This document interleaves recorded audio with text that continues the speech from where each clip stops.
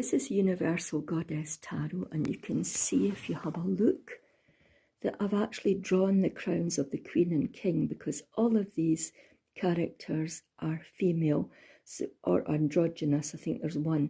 So it's very difficult to remember when you've got so many decks.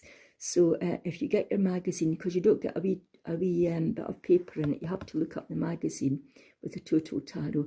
Just put a little cheat sheet in, and it really helps in the future. So the back of the cards is lovely. So this is just another simple. I thought it was more fun to actually do a reading and then show you the cards as they're laid out. We've got beautiful cards here. I really like this one, which is in reverse, in the near future. And this, to me, I've not checked the magazine. Honestly, there's a lot of magazines. It looks to me like Demeter leaving the underworld and maybe leaving Persephone behind. I'm not sure. So don't take that as, without me looking up the book, I really can't tell. But it's a particularly nice card. And I like the Chariot, fast moving. That really is, you can get the feeling of speed. And this poor person is not coming to a successful end, and they're not getting what they want. But this is a nice deck to read about women, especially sort of women that are sort of in the news, that kind of thing. I wouldn't think you would read it about a close friend.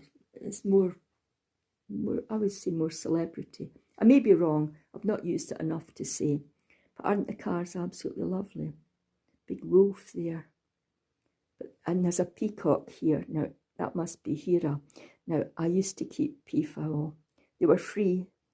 Sometimes they slept in the trees, sometimes in the beams in the barn. And when they had their tails, they don't have tails all the year round.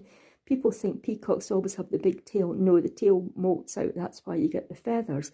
So if you've got a whole lot of peacock feathers, the peacock did not die to give you these feathers. They just fall out.